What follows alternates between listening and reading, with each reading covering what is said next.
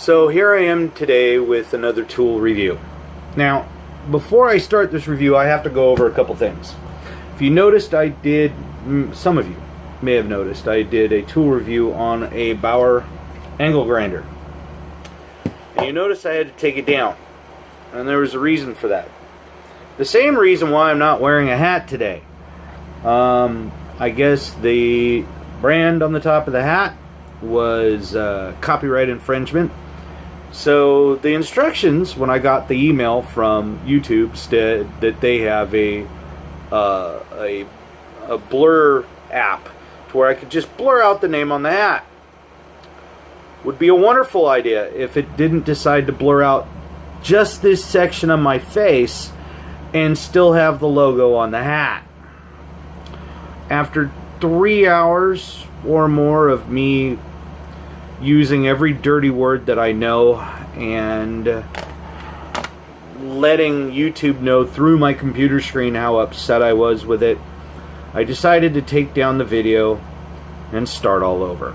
So, hence the reason why you see my bald head and no hat, and hence the reason why I get to do this video over again. So hopefully they won't copyright my name and tell me I have to remove that next. So let's start with this video, shall we? So I went down and bought a new angle grinder, and there's a couple reasons for this. I have several angle grinders. I've got DeWalt's, I have Ryobis, and I usually buy the lesser expensive ones because we go through them like mad. I mean, we do a lot of metal work around here, and yeah, I just go through the brushes so easy. And not only that, for some weird, odd reason, the cords get cut off. I don't know how that works. In fact, hold on a second, I'll show you what I mean.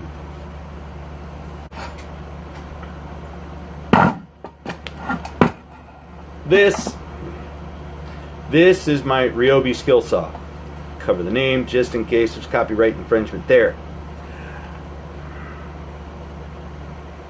Yeah. I'm not usually the culprit in that, but it happens, and I'm not going to say that I'm the only one that does it, that's for sure, but I'm not going to name any names because I don't want to piss anybody off. You know who you are. Anyhow, so because of that reason, I bought a battery-powered angle grinder. Hard to cut the battery off when the bit's on the other side. Haha, try that.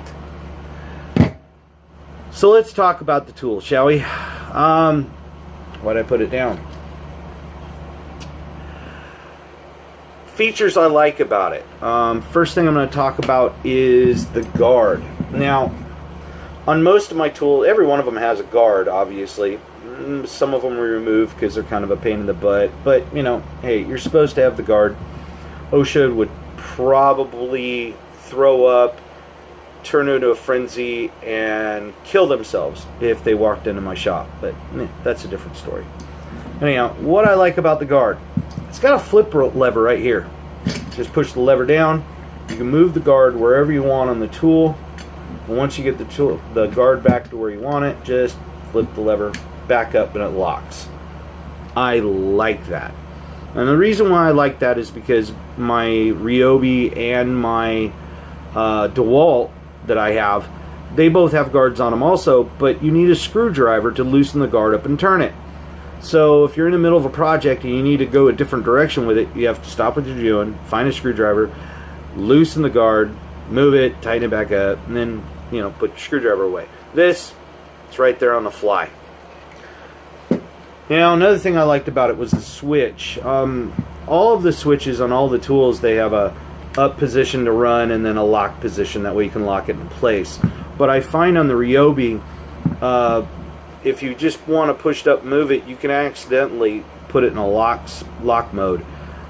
This you can't. It's, you know, you push it up, you actually have to move your thumb even further forward to actually lock it in position. I like that also. Now the tool's not that heavy. I mean, It's about the same weight as a regular angle grinder until you put the 50-pound battery pack on the back. Once you put the battery pack on, it's quite heavy. Now, normally these, I normally don't put on the tool. I usually take them out of the box and throw them away is the first thing I do, because in my opinion they get in the way. But in this case, I'm actually going to use it. I have a feeling that me going like this with this grinder for any period of time is going to really wear you out. So I'm going to put the handle on it, give me not only a little bit more control because of the weight, but maybe take some fatigue out of the hands. So for the first time, I'm actually going to use the handle. Now, a couple things that I was concerned about when I first fired it up. I'm going to show you this now and see what you think. So, I was going to talk about what I have in it, but I'll do that in a second. So, you ready?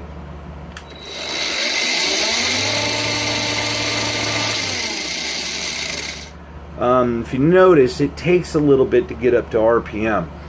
That concerned me at first, and it's only got a RPM of 7,000. It's not 12 or more like some of the other ones. So that concerned me also at first. So let's talk about how well it works. One of the things I did is when I was at Harbor Freight, I bought some cutoff discs for it because I was out. Funny story. So I'm at Harbor Freight, and we all know that Harbor Freight hires people that aren't specific to the industry. They came from wherever.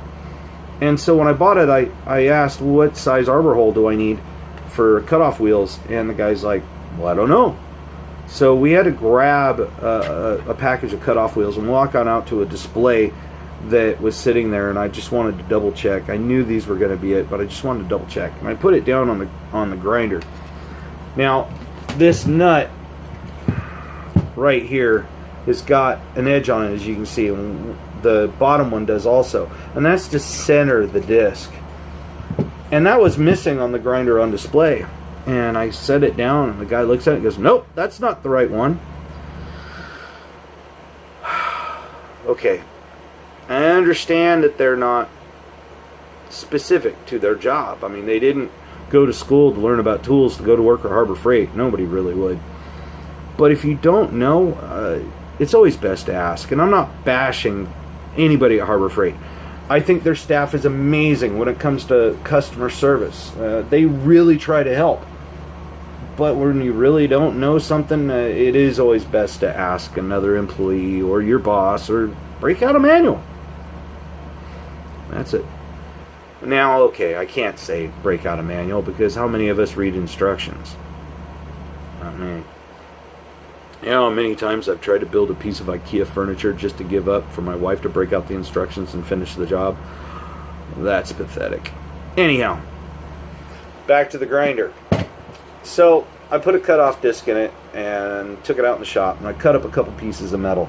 There's an old truck rack out front. It's now in the back. That I just took it and just did a couple mild cuts in it just to see how well it worked. And I was impressed. The RPM wasn't an issue. I really thought I was going to put this on something and it go to a stop, because how slow it came up to RPM and what the RPM range was. Didn't. So, what do I think of the purchase? Okay, let's talk price point. I'm going to pause for a second, and I'll get right back to that. Okay, back to price point.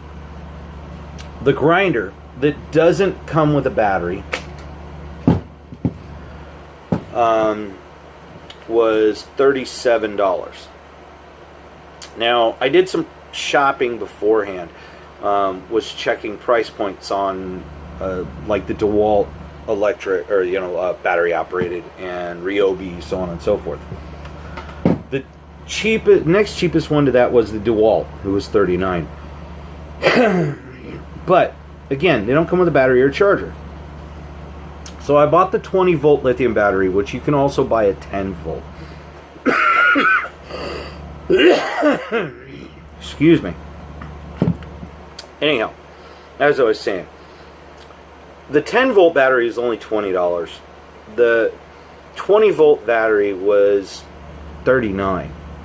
To get the 20-volt battery for the DeWalt was $42. So $2 difference, $3 difference on the tool. So $5 difference between the two tools. Not a big deal. Now for the battery charger.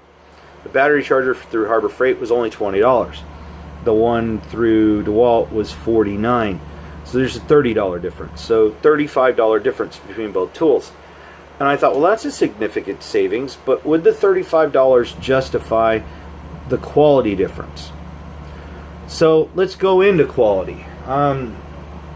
If you're talking types of tools when it comes to electric, I would say the top echelons are Makita and Milwaukee. And I own Milwaukee drills. They're fabulous cordless drills. I even have some of the corded stuff, like my Sawzall. My Sawzall, I think, is like 20 plus years old. Probably more than that. And it's still, except for the fact that the screw that holds in the bit needs to be replaced, it's an amazing tool. It still works beautifully. Anyhow, as I said, those are probably the two best on the market. And then when you get to like the Ryobis, the DeWalts, the Cobalt line, and Bauer, we're all talking all about the same quality-wise and about the same price point. You know, these tools are made for the people that don't want to or cannot afford to spend $350 on a battery-operated tool. That's the plain and simple part of it. Now, when I had all these other options, why did I buy the Bauer brand? Two reasons. $35 savings. Significant savings. The other reason is I want to buy as much of the Harbor Freight stuff as possible, of their tools, just so I get an idea of the quality. I mean, I like the fact I can walk into Harbor Freight, buy a tool like the days of Sears and Craftsman. I love that. I remember the days when I was growing up, just started in the automotive industry. I think I was 13 when I got my first set of tools. And my mom taking me down to Sears and me just going, oh, to the tool department. A lot of people my age will remember that. It was just fun. So the first time we found a Harbor Freight, we were in heaven. I mean, it was like a kid walking into a candy store, or, you know, the first time you walked into a strip club. Well, maybe not that far. Anyhow, the lighting's better in Harbor Freight.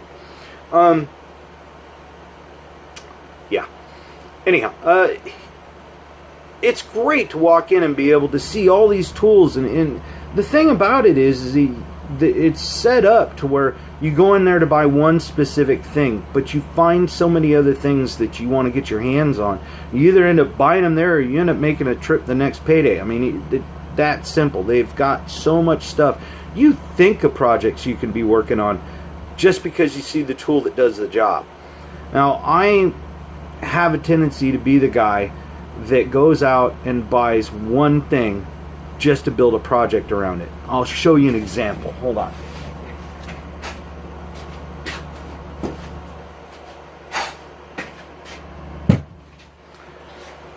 This right here is a Momo steering wheel that I ended up getting in trade, I should say. Some money was owed to me, about $100. So they gave me this steering wheel, and the steering wheel is well worth over $200. Now, it's been sitting on my shelf for a little while now, and I put a quick release hub adapter on the back, but the reason why I still have this is that I will build a project around it.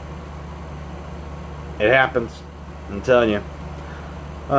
Most likely this will be the steering wheel for my race car, but let me put this back and we'll move on.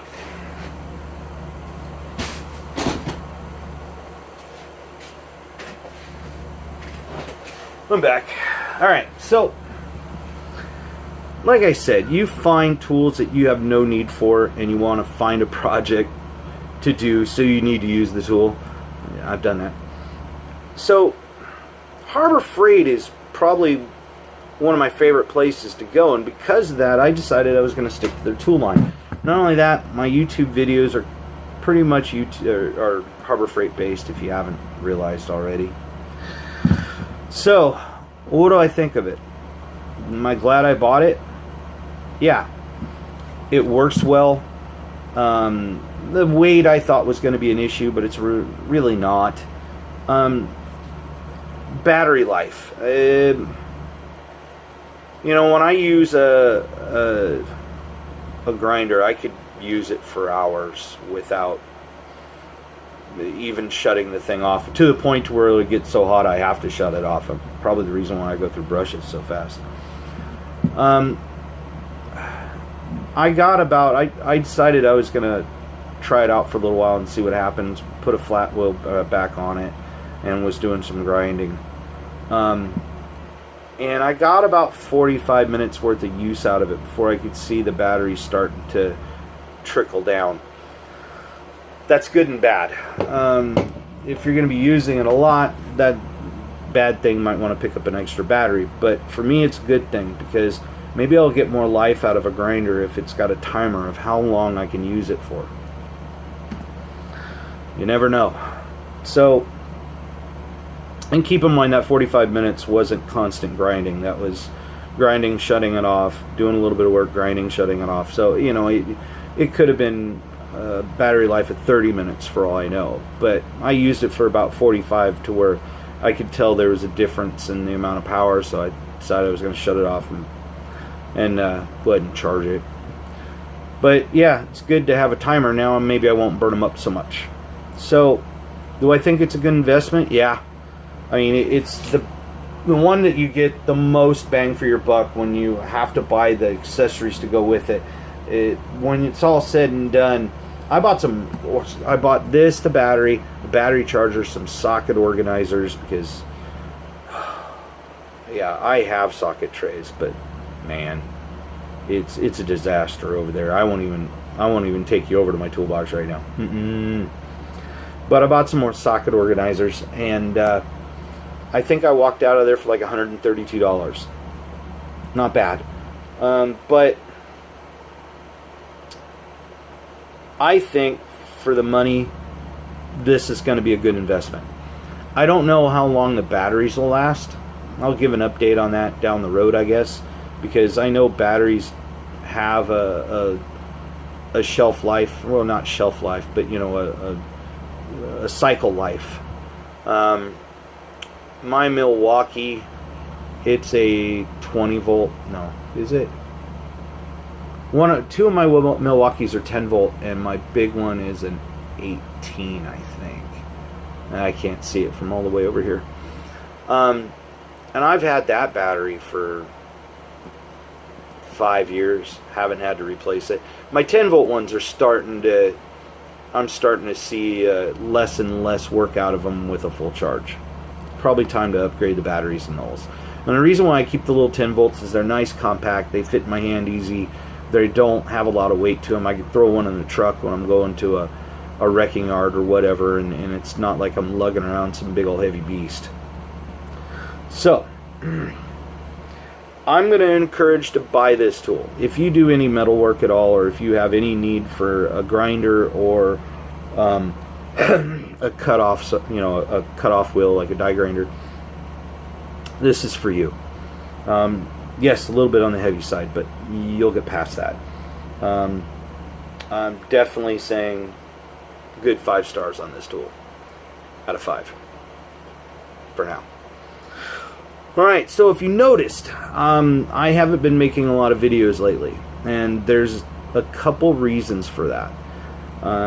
So let me show you the reasons. So if you notice the seats right there in the corner, fresh upholstered, they're one of the reasons why I haven't been making videos lately. Let me show you what they go in. So here's the first of the two projects that I have going on right now. For myself, that is. This is a 1964 Ford Falcon two-door wagon. Bought this for my wife. It had been sitting in storage for 20 years prior to me pulling it out. Paint's in pretty good shape except for a couple little areas that need to be cleaned up. It needs bumpers. It's got the original 6-cylinder in it, but I do have a 302 and a rare C6 for a small block that's going to go in it. The interior is pretty much almost all done except for the dash. All the glass is in the back. It's got new headliner, and of course you saw the seats in the office. It needs some work, and there's a few things missing, like the window crank on the back. I still need to do the dash. I need to find myself a steering wheel. That one's too cracked up to repair. Things like that. But it's in pretty decent shape. It runs and drives. As I said, it's got the 6-cylinder in it with the automatic. And we put gas in it, put a fresh battery in it, fired it up, and drove it straight on the trailer. This thing is in amazing shape for sitting for 20 years. And yeah, so that's the first of my two personal projects. And as I said, this one's for the wife. Trying to figure out how I got suckered into that. But, you know, hey, as long as she's still in the hot rods, I can get away with a lot of things. So, on to the next one. So anybody, let me fix my hair. Wow, it's weird not having a hat on. You can see really how bald I am. Anyhow, anybody that knows me knows the story behind this truck. This was it is a 1969 Chevy C10 two-wheel drive half-ton pickup. And over a course of a weekend, we kind of got bored, and you can see the height of it now. Excuse the semi going by. It is now a 3/4 ton 4x with a 454 Chevy, 4-speed transmission, Dana 60s front and rear. Here, let me turn it around, I'll show you.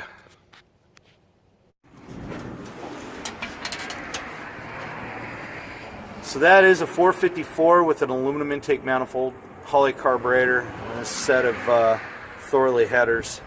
It's backed by a 4-speed transmission, and it needs some work. I mean, this thing, you have to keep in mind, we just threw this thing together with spare parts we had laying around. It's got Dana 60s front and rear, 204 transfer case, and it needs a lot of body work. I mean, the cab needs some work. Front fenders and hood need to be replaced. Bed, there's some parts in the bed that need to be fixed. And you know, this truck is pretty much roached out.